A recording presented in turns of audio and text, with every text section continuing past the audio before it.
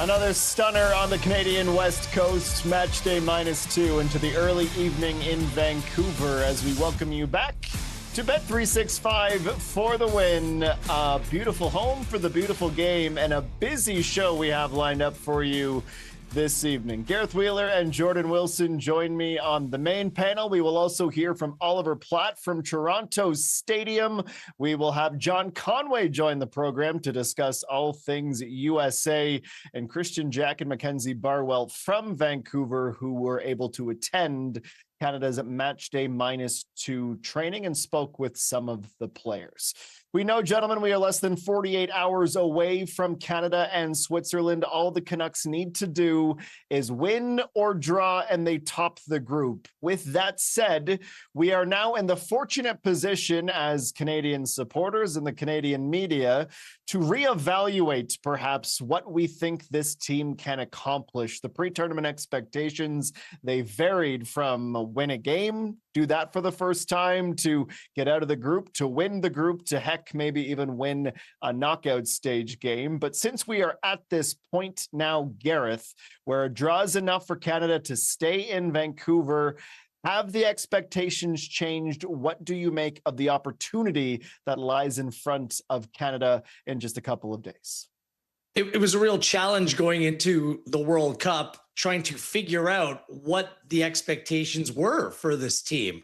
I mean, it seemed to change by the day. In fact, Jesse Marsh outlined two very different paths to success at this World Cup. And heading into it, I'm not going to lie, I was rather pessimistic, just based upon the lack of match fit bodies and how they would actually fare. And so far, they've come out with two results that I thought were rather predictable. Hard-fought draw against Bosnia in the first game and a win with an exclamation point against Qatar.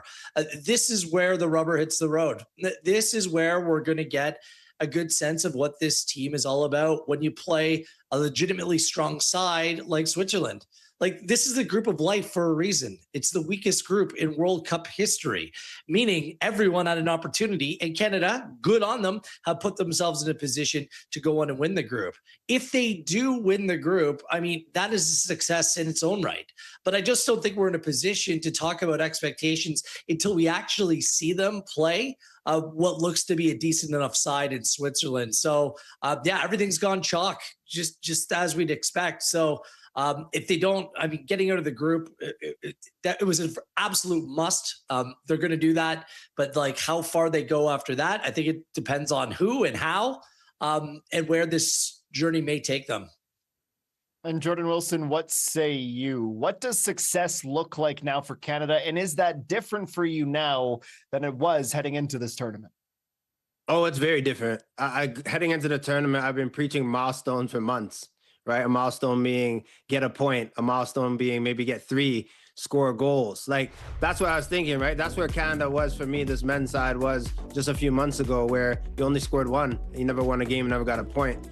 But it's just funny how sports work, specifically football, because as soon as you win or get a milestone or achieve a few things, then you're chasing the next thing. The next thing right now for this team is to go out and top this group, but top it dominantly. Go out and have a performance against the Swiss. That doesn't necessarily mean, again, you can tie 1-1, but if Canada goes out and plays courageous, scores first, deals with Switzerland in a certain way, that's kind of what people are looking for now. Like, I've asked around, I'm talking to people, I'm like, you know, maybe take the point, maybe get 5 points, and that could deem a success. They're like, no, if we could score 6 against Qatar and show that we could score and that was a deficiency with Canada, why not say that you're going to go on top this group? So now people are talking about maybe topping the group and now going in the round of 32 and moving on, right? And then seeing where chips fall in the round of 16.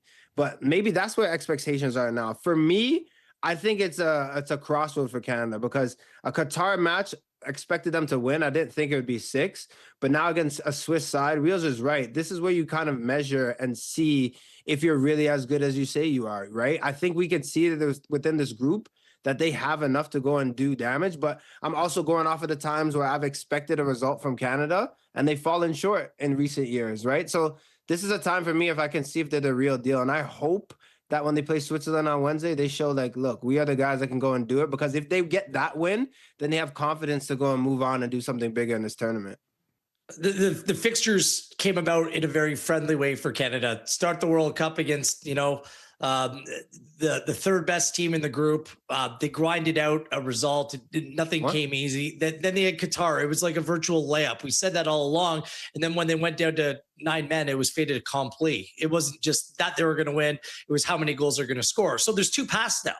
It's one, you go out and win the group and you stay in Vancouver, where I think then the expectations increase because you're playing a third place team in the next round. You're playing at home in Vancouver with a passionate fan base behind you. And the team, by virtue of winning the group, would come away with some kind of good result against Switzerland. So that's when expectations would raise. But what if they don't? What if they lose on Wednesday night against Switzerland? They end up going to Los Angeles to play potentially against South Korea, which will be a partisan crowd favoring the South Koreas in that kind of game. If Canada didn't advance from a knockout game against South Korea in Los Angeles, would that be deemed a failure or not achieving your success?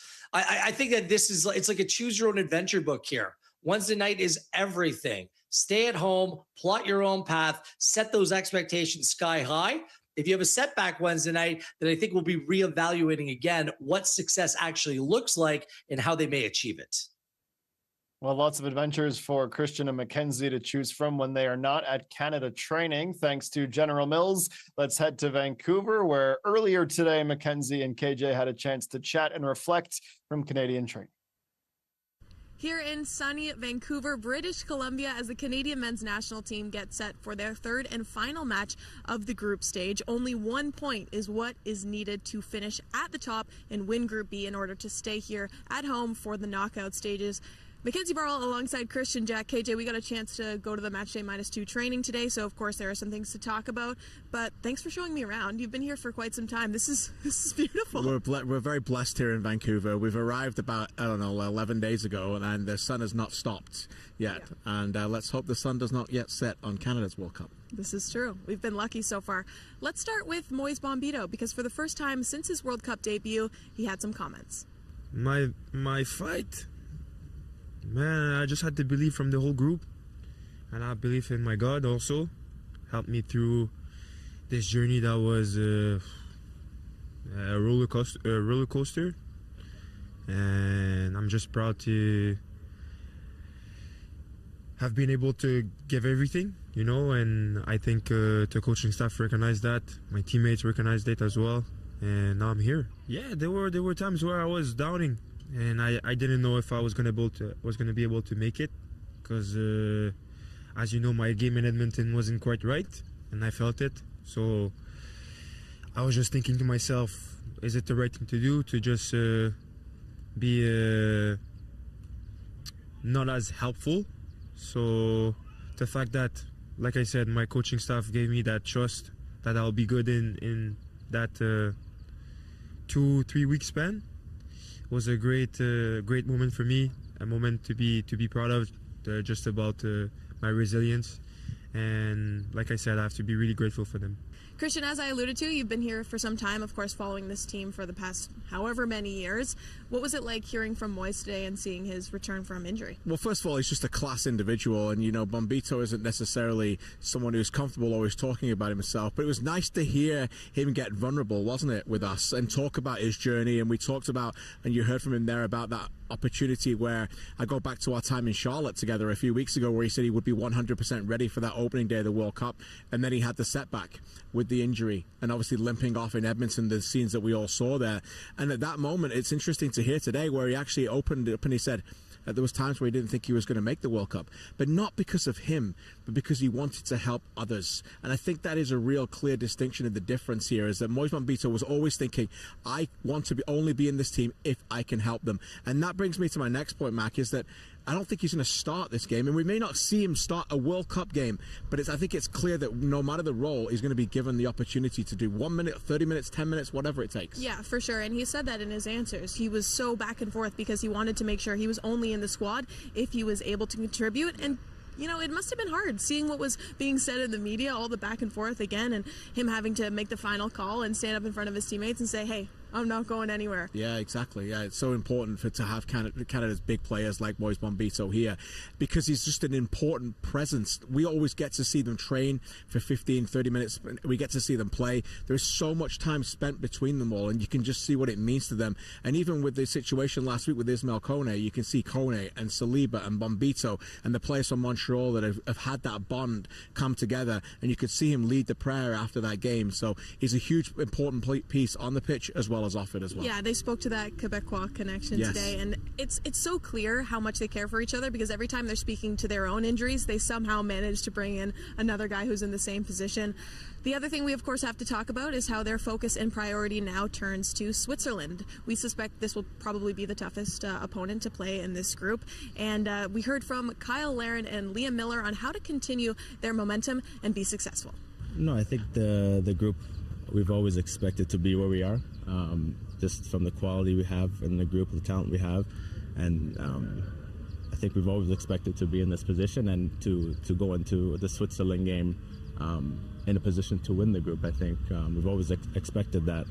But yeah, Switzerland, they have a great team, great quality, and I think we just have to keep doing the things we've been doing in the last games against Qatar, and we have to keep that momentum and keep pushing. And I think the guys are ready for it and ready to perform. So Canada, of course, very confident about where they currently stand. And Christian, you were one of the first ones to point out today at training that this team rarely loses, under Jesse Marsh specifically, only 5 losses since he's stepped in as manager. How excited are you to see them continue what they've been doing against Switzerland? Yeah, I think it's a fascinating number when you allude to that. Look, there's been times where they haven't gone on and won games where they maybe should have, but they don't have to win this one. They just have to be very difficult to beat and get over the line with that point to book their spot as top in the group and stay in this city. And that's so important for the advantage of the next round. So you alluded to it. I spoke to Kyle Larin about that. He said that it's that intensity, that pressing, that are believed to be on the front foot consistently. 5 losses in 33 games is extremely impressive. They've also never lost a game they've scored in. And if they score first, they're 14-4-0. So I think the start was really important, particularly against Qatar. We've heard from Jesse Marsh, there was a real emphasis to start that game important. If they can get a goal in this game, they feel like the favourites to be able to stick around here and get a home last 32 match. Well, it's been fun watching a lot of them respond to questions about their style of play because they're so confident in it. They're so excited. Kyle immediately said, we're aggressive, we're fast, we're physical. So I'm assuming we can expect to see all of those things against Switzerland. And tomorrow, you'll hear from Jesse Marsh in the pre-match press conference.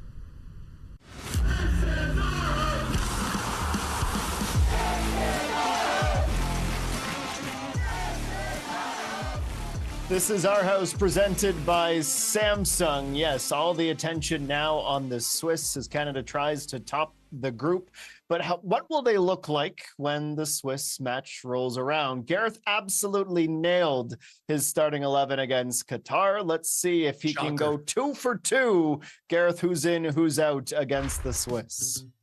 Very straightforward. This might be the easiest 11 to put together. One change, Ismail Kone obviously out. Nathan Saliba is in.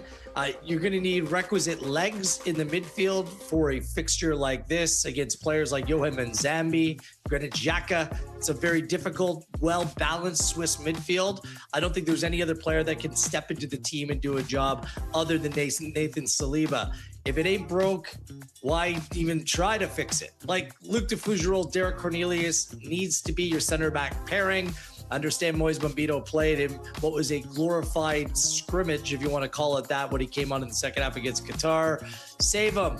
Don't push him. Just let him be. Kyle Larin rewarded his selection in the starting 11 for Jesse Marsh's selection by scoring a goal. And we keep on saying that this team is better with Ali Albid in it.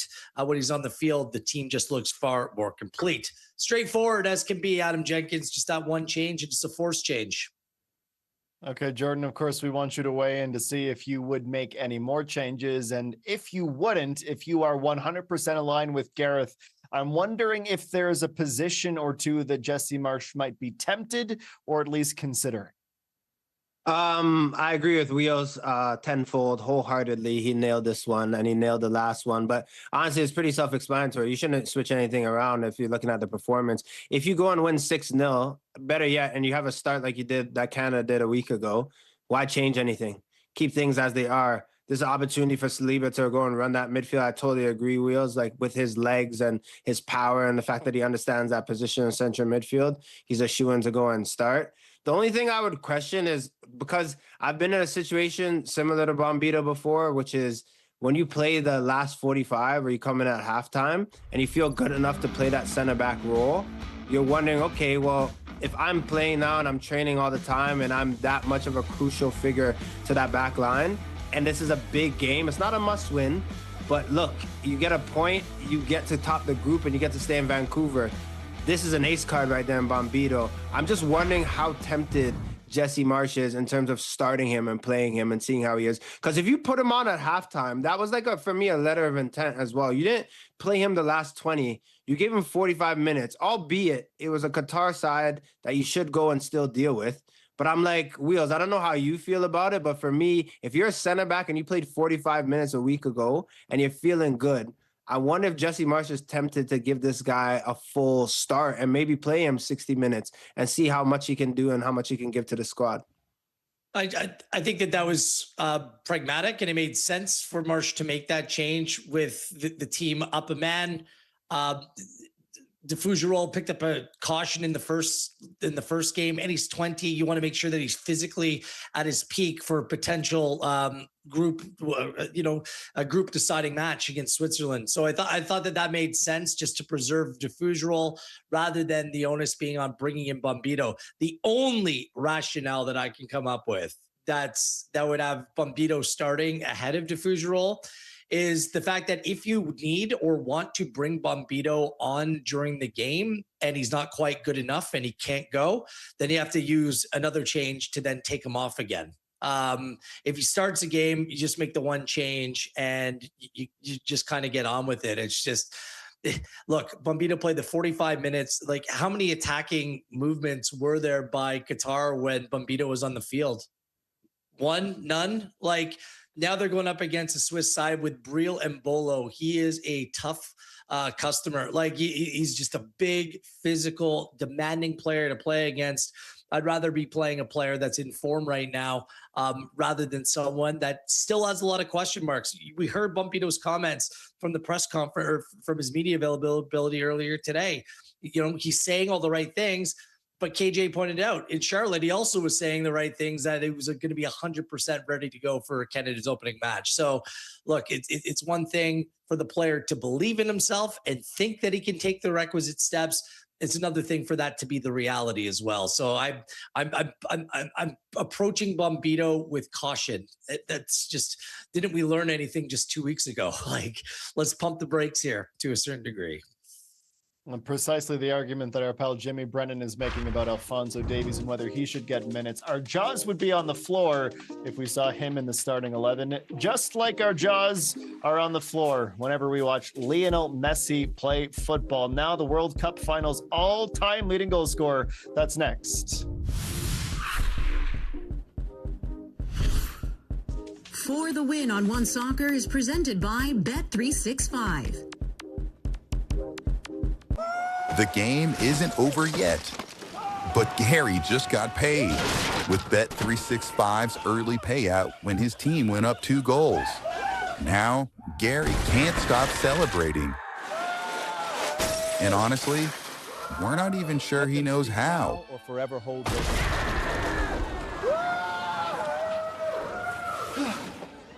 Download the Bet365 app and get paid out early when your team goes up 2 goals.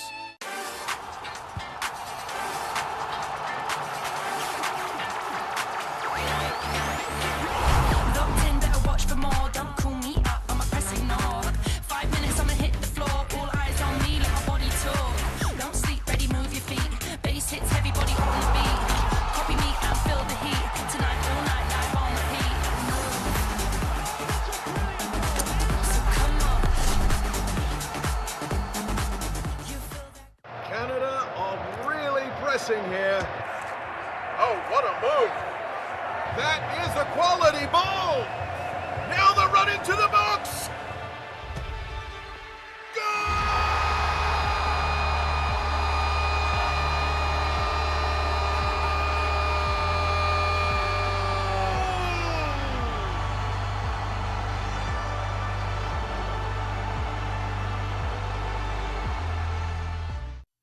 We were there for your first game together. The day you taught him the rules and the answer for every question.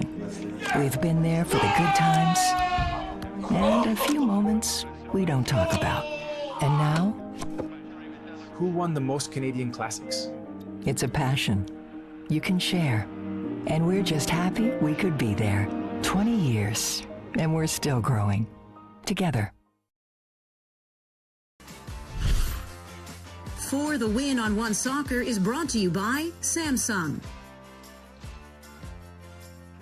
Well, there's no doubt that Lionel Messi is testing the pundits and announcers' vocabulary these days. He just keeps finding ways to dazzle. Despite missing a penalty against Austria, he was able to find 2 goals in the match in the 38th and the 5th minute of stoppage time. Messi has scored all 5 of Argentina's goals at this World Cup finals, which, as we're about to show you in a moment, should surprise nobody. They, of course, top Group J. Austria will be on the bottom looking up.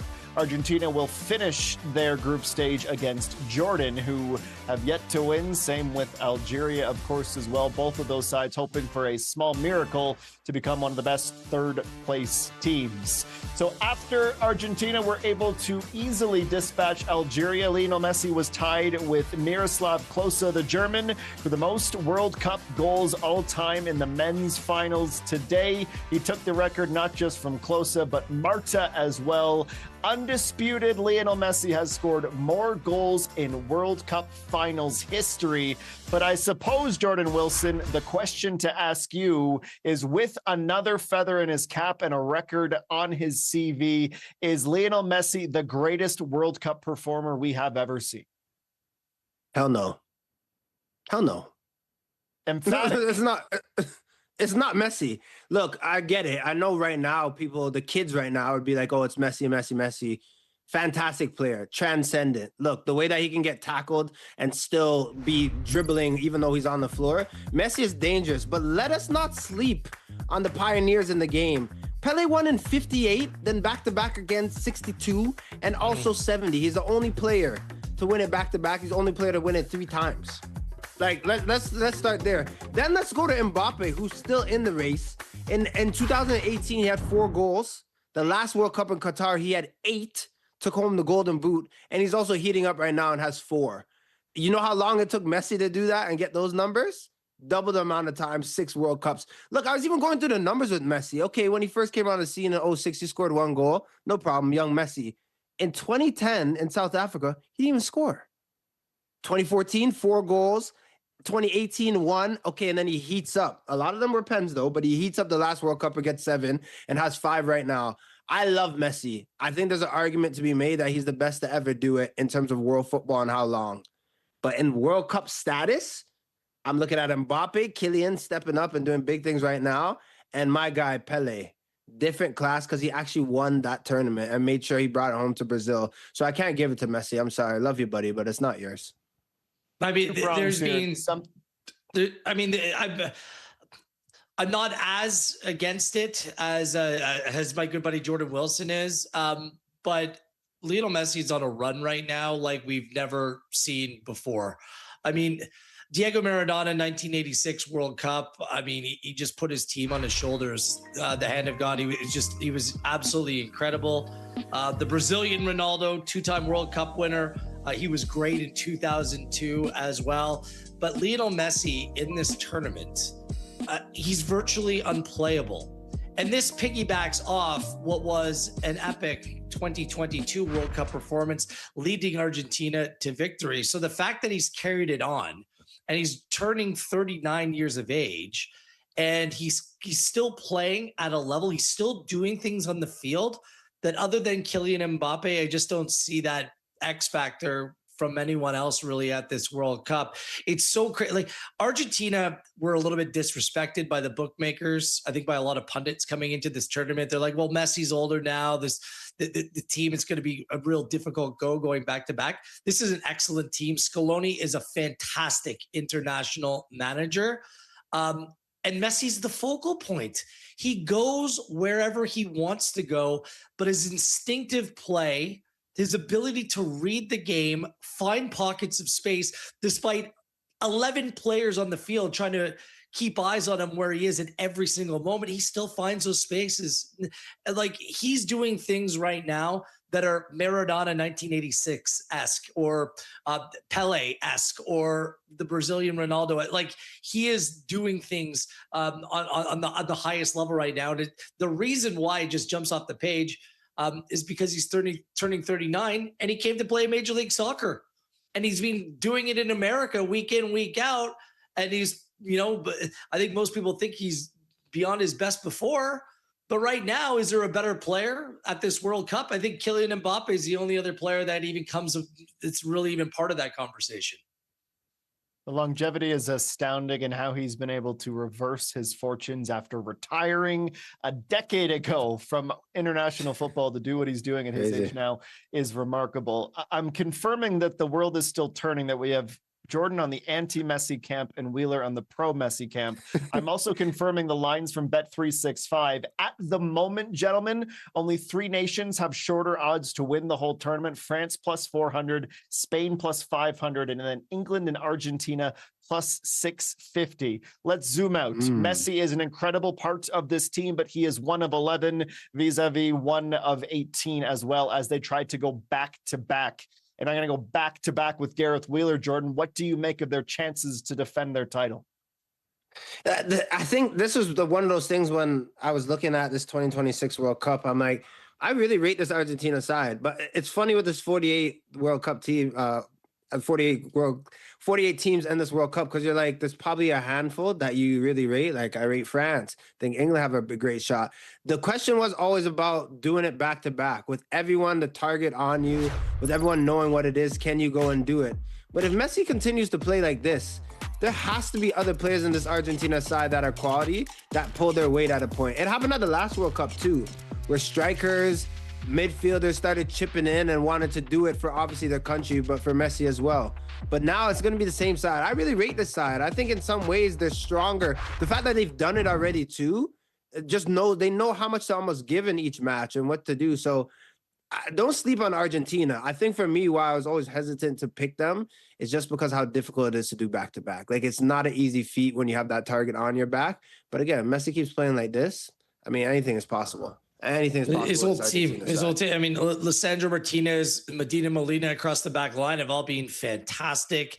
They've an exceptional goalkeeper in Emi Martinez. When it comes to penalties, fewer better as well. That matters when you're playing in a knockout competition. A well-balanced midfield, players that play for Lionel Messi. And oh, by the way, Julian Alvarez and Lautaro Martinez, 2 $100 million strikers that pick one of them that are playing alongside Lionel Messi. It was crazy to me. We were looking at the odds coming into the World Cup. Argentina were about plus 900. It's shortened to plus 650.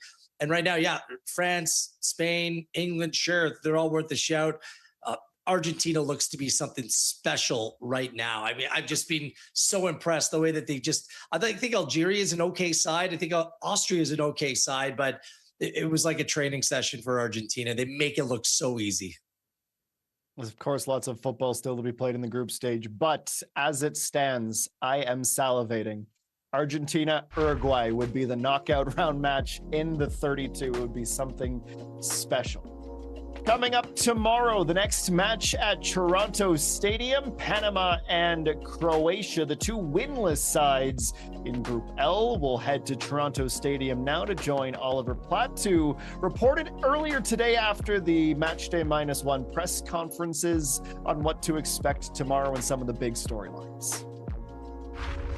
There is plenty of young and emerging talent on the pitch at this World Cup, but we can't seem to take our eyes off the familiar faces of Cristiano Ronaldo and Lionel Messi, albeit for very different reasons. Messi now, of course, with 5 goals in 2 games, the World Cup's all-time leading top goal scorer. Ronaldo, on the other hand, facing questions as to whether he can even justify a place in Portugal's starting lineup.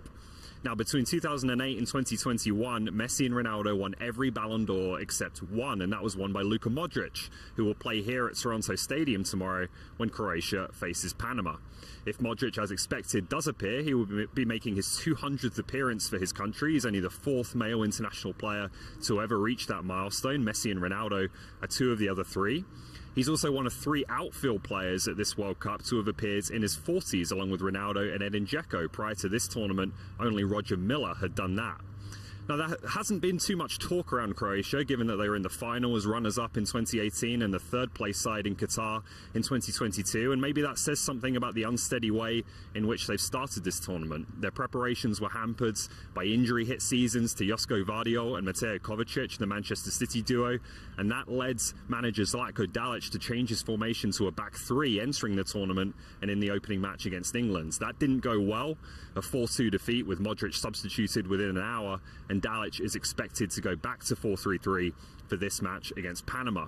So with England having taken control of this group, Croatia will turn their attention to securing second place, and that will bring them back here to Toronto on July the 2nd for the first knockout rounds, potentially against Ronaldo's Portugal. So while all the talk for now is on Cristiano and Leo and other teams at this tournament, don't forget about Croatia and don't forget about Luka, who have proven plenty of people wrong before. Thank you, Oliver Platt, live on location, powered by General Mills. We'll continue the revolving door of talent after the break. John Conway joins the show to discuss the United States of America and their heater to start the World Cup finals. For the Win on One Soccer is brought to you by General Mills. For the Win on One Soccer is brought to you by Turkey Farmers of Canada.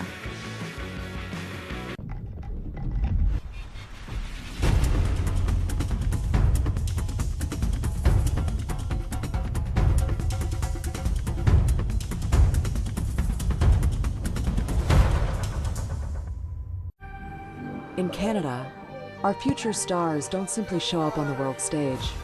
They are built from the ground up, right here in the heart of our communities. Oh, lovely through ball there, Isaiah Johnson! Goal for Halifax! From a childhood dream to the national team. Jacob Schaffelberg! Yes! He's done it! Canada on top of the footballing world! We are Canada, driven by Volkswagen.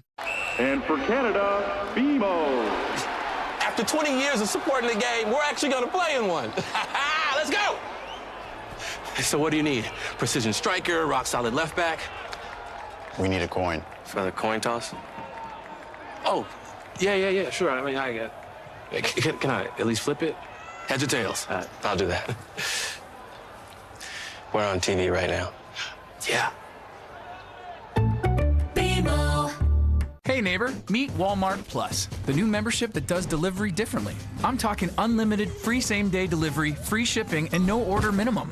And it comes with a Crave subscription too. Yeah, it's like a 2-for-1. Try it free for 30 days. Walmart Plus.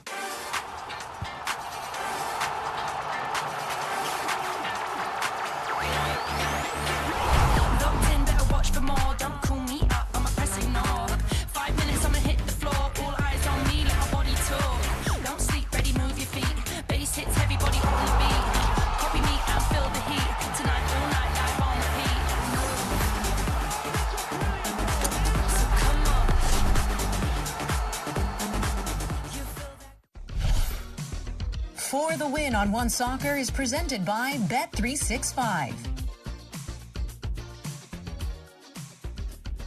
Each nation in Group D has played 2 matches. The United States topped the group a perfect 2-for-2 with an astounding 6 goals scored and just the 1 goal conceded. Australia and Paraguay, that will be the final match for each of those 2 respective nations, will be massive for the implications on the knockout rounds. And Turkey, one of the biggest shocks of the World Cup so far, out after their first 2 matches, nothing to play for when it's time for them to meet the United States of America.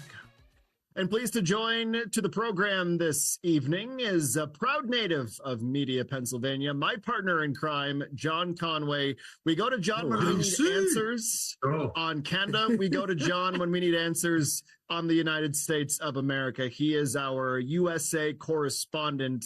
Today, of course, a former MLS Cup and Canadian champion. John, my list of questions for you is like this long, but let's start with the easiest one of them all. The United States, we just showed the audience the table. They're cruising. Is this the best they have ever looked in your eyes?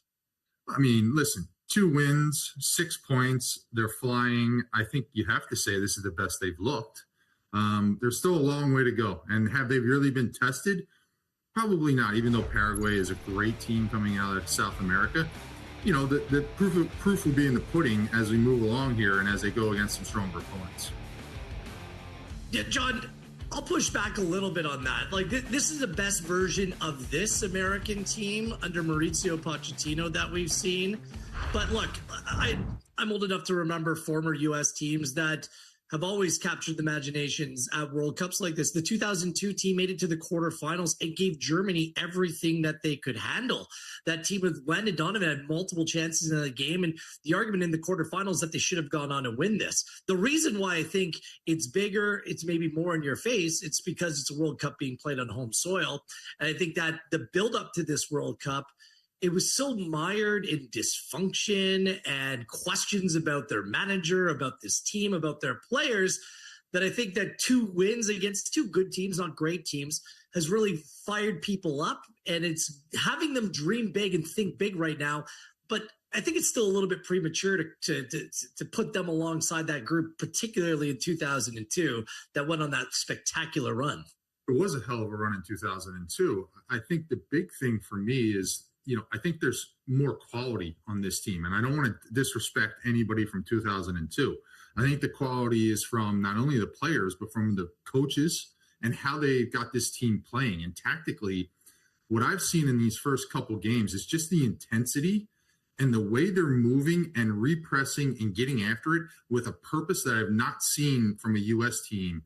And it's been spectacular to watch. In fact, I was giddy watching that the Paraguay game, just because every time they got the ball, the way they attacked, I couldn't turn my eye. I was so attracted to how they were moving the ball and the intensity that they were doing it.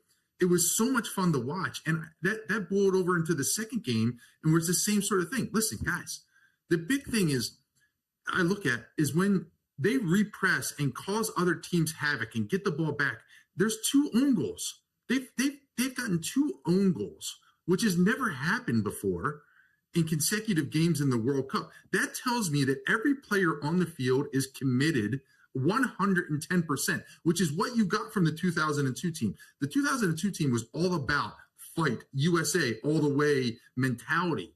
This is backed up, though, with quality all over the field and just an effort of just getting after teams, which is just appealing to me. I remember that 2010 team as well. I know they lost in the round of 16 to Ghana as well, but talented team. I remember watching them being like they could do something, but obviously their time got cut short by a Ghana team that got to I think the semis against Uruguay or the quarters. Anyways, what I will say is that when you're looking at the U.S., their media is different. Like you would say some of these players, Pochettino, their head was on the stake a little bit. They were giving them a lot of heat.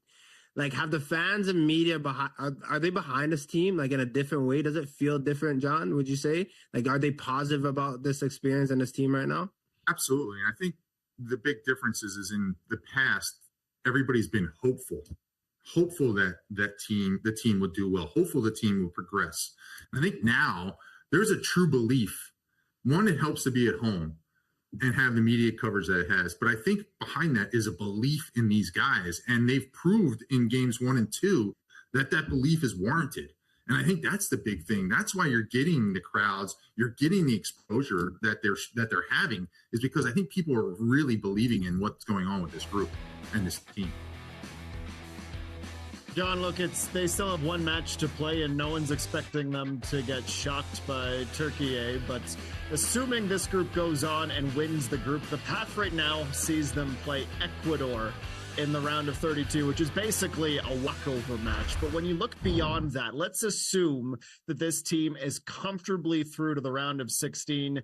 That still leaves some work to do. But are they at the Ecuador would be a walkthrough, Garrett. They have been so toothless that if I'm not even an American supporter in the slightest, that's crazy talk, man. You can't score on Ecuador. Like, they're so good defensive. Anyways, continue on. The question that I am trying to get to, John, is where do they rank in the tournament? There are, I think, by my count, 9 teams with shorter odds right now through Bet365 to win this tournament. We're not going to put the cart that far before the horse, but are they a top 5, top 6 team in this tournament? Yeah, I mean, I got to think they are, but again, I think the proof is going to be when they really get tested as they progress through the knockout stages. I don't think they've been really tested. Listen, defensively, they've been really good. The group with Ream has been excellent. Richards has been excellent. Freeman has been spectacular. You know, goalkeeper Matt Freese has barely been tested, even though he's given up a goal. I think that's going to be where the real test is. If pressure is really on that back group, how they handle that. I mean, look at Chris Richards. I mean, the guy for the first two games had like 195 passes, 191 completed. I mean, that's insane. There's just, I think they've done so well offensively. It's taking the heat off that back group. And I think once that changes, when these teams get better as they progress, you're going to see what they're made of. I do think, though, at the end of the day, the home crowd helps, and they're going to make their way through and be a true threat in this competition. The top five, I can't get there. I mean, if someone else wants to bet on the U.S., I mean, I'm not contributing anything towards that pot or kitty. Look, they beat Paraguay and Australia really well. Two okay teams. No one will consider either one of those teams a legitimate threat in this tournament. But what works in their advantage, when they do win the group, I think that they've already locked it. I think they've already won the group. They'll play a third place team, whether it's Ecuador or someone else. Okay, that's fine.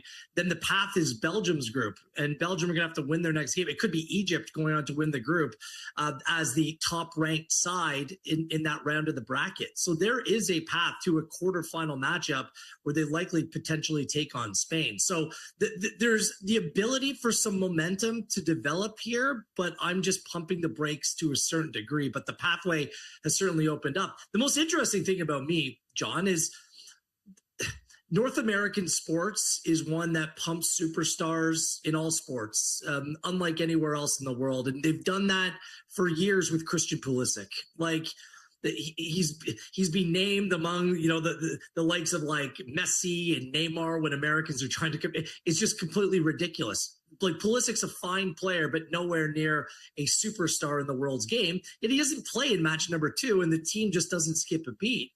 I just wonder how much they will need Pulisic as this tournament goes on, whether you prefer Pepe and Balogun playing together. They look pretty good. It looks to be the team with a lot of balance in terms of the way they play as well. What do you make of Pulisic and the role that he could play, making a good American team potentially that much better? Yeah, listen, they've shown that they can do it without him, but I think his quality is there, and they need his quality on the field, especially if they go against the likes of the teams that you're talking about, the big teams, because they have their big players. Pulisic has been there. He plays, you know, in Serie A. He knows what's expected of him, and I think they need that quality and that engine in the midfield. And when he's healthy, he raises the group. I mean, put him in there, and I think the level will raise again. And I think it's just way too valuable not to have him on the field. I think he'll be in there. Hopefully, you know, I don't think he should play against Turkey, but, you know, in the knockout stages, he needs to be ready to go. JC, last one for you, buddy. I'm going to give you a little fill in the blank, okay? Because I want you to go a little bit deep. Or actually, just tell me about your gut feeling when I ask you this question. The USA will win their World Cup if? Ooh. If the stars align, and seriously, you have to get lucky here, right? Like, even though they have their quality, even though I think they're trending in really good place, you know, some things have to happen. An upset has to occur. You have to go against somebody that, you know, is a lesser opponent. Adam in Ecuador, I guess, would be one of them. I don't know, but like, I know somebody has to be knocked out, and you make it an opponent that your matchup is preferred. And I think that's, you know, a really good opportunity for them to take advantage of. Okay, John, as we say goodbye, a couple of points to clarify. We were looking for if the stars and stripes align, but we'll continue to work on that. And Gareth is correct that they have won the group as Turkey is eliminated, and they have the head-to-head over both Australia and Paraguay. John Conway joining Bet365 for the win. A little insight into the United States of America. We love you, buddy. All right, boys. Have fun. Enjoy the games. Ciao.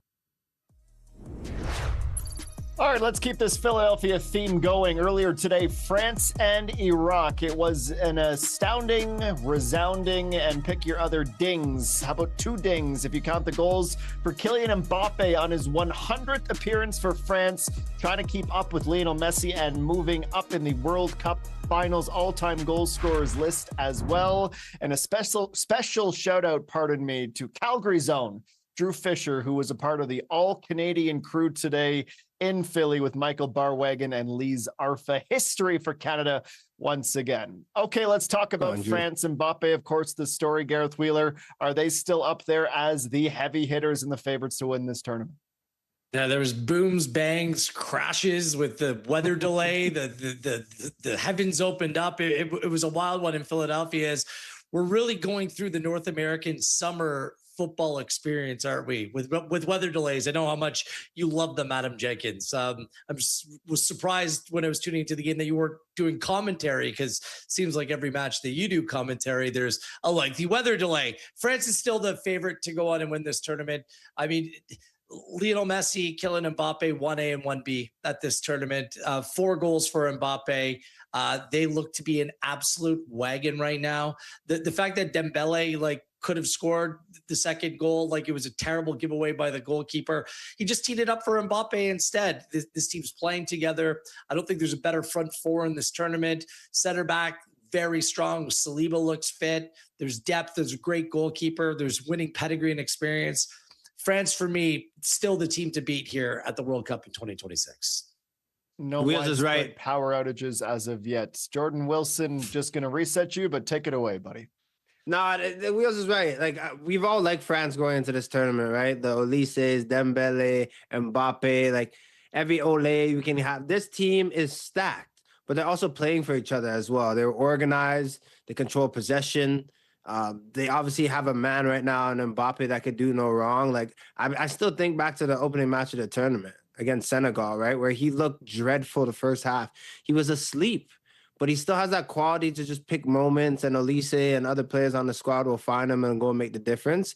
So France are up there, right? I like their path. I like that they haven't really had to go and play hard or difficult opponent yet and give all that they have to give. And we'll see what they do in that type of moment. But right now, they're cruising, and they look like a team that is destined to go do big things at this tournament. The stars were out today. Messi, Mbappe, and Haaland, who's saying, "Don't forget about me," became the first player since Harry Kane in 2018 to score multiple goals in his first 2 World Cup matches, and the 6th overall. He, of course, has 4 as he keeps himself in the Golden Boot race. This was a thoroughly entertaining match. Ismaila Sarr made it close with a stoppage time, concession goal in Group I, as Senegal still in with a shot to advance as one of the best third-place teams. They must win over Iraq in their final match, which also means we are going to have a heavyweight bout, France and Norway, to conclude the group. We saw in the photos there that the Norwegian supporters are taking over this World Cup with the row, whether it's up escalators, whether it's in Times Square, even the Norwegian players getting in on the action after the matches as well. Jordan Wilson, look, Norway, they've got the star power. They have Erling Haaland, so they'll always be a tough out, but do they have enough to make some noise in the knockouts? I have to give them, if they're listening, or if you know any Norwegian people, I have to give them a sincere apology, because I didn't think after 2 games they'd have 6 points. And I was saying, okay, yeah, whatever. Look at this group, France, Senegal. I'm like, I thought Senegal was going to deal with them nicely, send them back, pat them up nicely, give them a little 2-1, 2-0, 3-1. Looking at how Norway played this game, looking at how they had so much quality and resilience, and they look poised, I'm like, watch out. After 2 games, 6 points, you have to put some respect on their name. So, yeah, I mean, Senegal is my team that I thought was really going to do some damage and make a run. And, yeah, okay, you can finish third and see how things fall and maybe kick into gear. But I thought right now at this point it's going to be France and Senegal at the top. I had no clue that Norway had this cooking up. But they've been playing some great football. And, again, how you start is important in the World Cup. Obviously, you want to have some luck down the road, but Norway has shown what their standard could be like. And I think now with this team and the squad and the depth that they have, yeah, why not? Why not go and do bigger things? They can score goals. It's funny. We look at World Cup history, typically goals aren't scored to this level, this much and this many. Like some of the goal scoring records are going to be shattered. Like players like Holland, Messi, and Mbappe, they're making it look easy right now. So look, the intriguing thing about this Norway side, and it's going to be a really interesting game to see who wants to top the group. I believe the winner and the runners up, they're paired up against the Germany group with Ivory Coast. So their paths will collide potentially in the next rounds of this competition. If you finish third place in this group, maybe you go off somewhere else that there could be a safer landing. Like 3 points could be enough. Senegal is going to have to go out and beat Iraq and really make up that goal differential. But we'll see the third place if 3 points is enough. And that's a big if right now. It could really have some interesting permutations. But much like Jordan, I didn't think that, I thought Norway were more pretenders than contenders. I still think they have a ways to go. But as long as Erling Haaland is fit and firing, didn't have the best season with Man City because, I mean, he set the bar incredibly high. But man, he looks the real deal at this tournament. He's going to be right in the mix for the Golden Boot as well. Well, Jordan and Algeria will conclude the day. And then tomorrow, I mean, like I said, Messi, Mbappe, Haaland. How about what's on deck tomorrow at the World Cup? Harry Kane, Cristiano Ronaldo, Portugal and the Uzbeks, England and Ghana. Some big matches that we will preview when we return, as well as Garrett's parlay of the day. For the Win on One Soccer is brought to you by General Mills. For the Win on One Soccer is brought to you by Turkey Farmers of Canada. We were there for your first game together. The day you taught him the rules and the answer for every question. We've been there for the good times and a few moments we don't talk about. And now, Who won the most Canadian Classics? it's a passion you can share. And we're just happy we could be there. 20 years, and we're still growing. Together.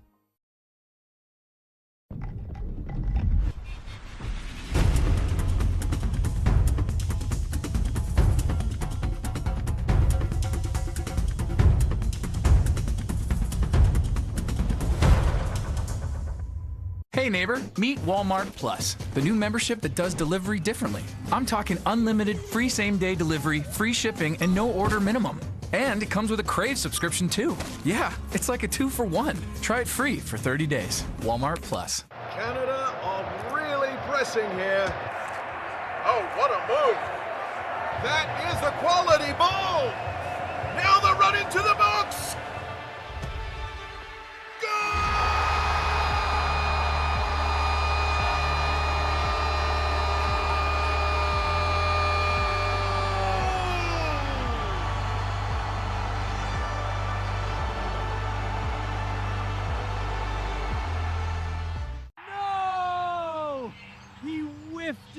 A player Mike bet on just missed an open net tap-in and got subbed off.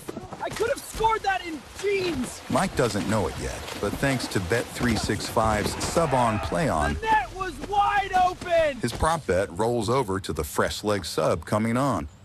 So if the sub scores, Mike still wins. False alarm, people. My bet's still good. If your player gets subbed, your bet plays on. For the Win on One Soccer is brought to you by Samsung. I got this rock right in front of me as a gift for Father's Day. I'm going to give you the gift of cash. It's my parlay play of the day. Bet365 for all the hottest markets. Portugal to win to 0 against Uzbekistan. Uzbekistan somehow scored against Colombia. It looked like it was a no contest. The goal came out of nowhere. I don't think this is like the perfect bounce back spot for Portugal. I like it, this Portugal spot, much like Spain, bouncing back with authority in their second game. England wins it over Ghana. Ghana had a really difficult time creating chances against Panama at Toronto Stadium, going up against the English. Good luck to you. And Panama, Croatia, both teams to score no. Here's that rock, by the way. Let me see the rock. Happy Father's Day to me. What's this? Painted it. It's nice. Look, I think that Croatia is going to have to tighten things up. Panama have a real difficult time creating an attack. So I think this game has both teams to score no written all over it. Okay, Jordan, you know our pals at TELUS. Not only are they single-handedly responsible for delivering their pure fiber internet powering my show today, but they're also proud to bring you the player of the watch as they team up with soccer organizations across Canada from the grassroots to elite levels. Let's get into it, Jordan. From all the heavy hitters tomorrow, who's your player to watch? I'm going to focus heavily on that that England-Ghana match. And if you're looking at Ghana and the Black Stars, I'm a little bit biased because Toronto was electric after the Black Stars got their win here in Toronto. But Antoine Semenyo has to be the guy. Bournemouth man that moved to Manchester City, but is a dangerous man for Ghana. And the way that they play as well, they're going to be robust. They're going to go and try to break on the counter. No one is better and no one is more fitting in this Ghanaian side than Antoine Semenyo in terms of providing the final ball or actually just taking it by himself to go and score. They're quick, they're dynamic, and no one is better in a 1v1 situation for Ghana than Antoine Semenyo. It's going to be a big day for him tomorrow. Okay, Jordan, I'm not sure if you subscribe to the theory that Cristiano Ronaldo is just doing a series of crunches and hate watching all of Lionel Messi's goals, but Portugal needs him to show up tomorrow, and they're playing Uzbekistan, of course, the nation we just saw in Edmonton. They are heavily underdog, plus 1,400. Portugal, minus 550 as they try to get their World Cup back on the rails. Yeah, this should be a comfortable win. Obviously, the betting odds are in their favor, but it's a Portugal side that I know people have kind of counted them out, but I really still rate this side. There's a reason why when I made my best 11, I have 3-4 players in there for Portugal because I think they're a sound side. I think they have players peaking at the right time. Now, I know Ronaldo's always going to be the center of discussions and the biggest topic because of the personality that he is and the profile that he has. But even still, Portugal have enough to go and do some damage tomorrow, but also beyond that. So I think it clicks for them tomorrow. Honestly, much similar to how it clicked for with Spain. Spain, again, had a rough start, but then go on and they score one goal and it looked like they couldn't stop. I think the same thing's going to happen to Portugal tomorrow, but also beyond this game and into the further into the tournament. A perfect opponent for Portugal, an Uzbekistan side who is comfortable sitting back. It's also perfect for Cristiano Ronaldo. His market to score at any time goal on bet365 tomorrow, minus 175. He's the favorite to go on and score in this game. And I think that might silence some of the critics. Look, it didn't happen for him. It didn't happen for the entire team in match number 1. That's why there's more than one game at a World Cup. Just give Portugal some grace, some time, and put themselves in position for that final group stage match against Colombia, where it'll be all up for grabs to see who can go on and win it. Okay, Gareth, shortly after the full-time whistles there, England and Ghana from Boston. Who do you like tomorrow? The English. Look, I don't understand why there maybe hasn't been as much hype around England's performance against Croatia. I thought it was excellent. The way that they use Harry Kane is much like the way that Harry Kane is used at Bayern Munich. Go figure, the German managers figured out how to unlock Kane in this England attack. There's pace, there's balance, a really strong midfield. I do have questions about their back four, but I think in a game like this against Ghana, it sets up really nicely for them. Two teams, like the win for Ghana and Carlos Queiroz, the way that he was celebrating at Toronto Stadium after they won it, like that was just a win out of nothing for Ghana. Now they're going up against the undisputed top team in this group. It's kind of a free hit for Ghana, but their life in this tournament will be predicated on how they fare against Croatia in the last game of this group. So I think it sets up really well for England to continue to develop momentum and perform in a much better way than they have in previous World Cups where it's all safe and guarded. No. This team is run and gun. They're providing flash and entertainment, and really looking forward to seeing them play again tomorrow. Whatever it looks like, whatever you guys bet on, you got to bet on goals tomorrow. You're looking at an England side that goes and plays courageous, scored 4 against Croatia. But again, Ghana, the book on them is the fact that they will go and try to create damage and go on the counterattack. The only thing that people are saying about England that's a negative is that they let in 2 goals and they look a bit shaky defensively. But then again, Ghana plays on that counter and wants to go and get in your face and score some goals. So there's going to be something there tomorrow. I don't see this being a 1-0 game. This has 3-2 or something crazy written all over it. Well, the night will conclude with Panama and Croatia in Toronto, Colombia and Congo DR in Guadalajara. We'll, of course, have another episode of Bet365 for the win. Thanks for joining us, and we will see you tomorrow for more.